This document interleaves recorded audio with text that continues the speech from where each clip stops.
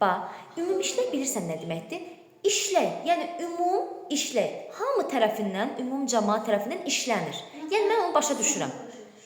Necə?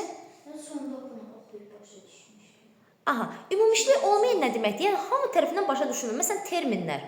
Leksikologiya sözünü, leksika sözünü kimya müəlliməsindən desən, o artıq başa düşməyəcək. Başa düşəcək, ümumi bir məna kimi başa düşəcək. Amma bizim kimi təhlil şəklində başa düşməyəcək. Bax, deyir, əsər isminin leksik dəyərlə bağlı fikirlərdən biri yanlışdır. Antonimi yoxdur.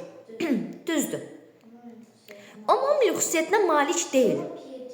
Xeyr, bax, B-dir. Omum xüsusiyyətinə malik deyil. Əsər sözü səncə başqa hansı mənalarda işlənə bilər? Bir əsər, bəli, o hekayələr, nağıllar, povestlərdir. Əsər götürülür. Yox, o əsərdir. Bir də nə mənada?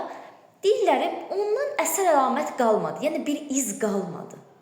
Əsər iz mənasında istifadə olunur. Amma xüsusiyyətinə malik deyil, xeyr, bu yanlışdır. Ümumiləşdirmə sözdür, bəli, həm leksik, həm qrammatik mənası var. Leksik mənası varsa, onsuz da qrammatik mənası var.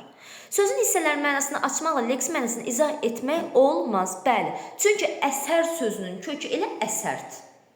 Ona görə də leksik mənasını açmaqla sözün hissələrini açmaq bilsə nə deməkdir?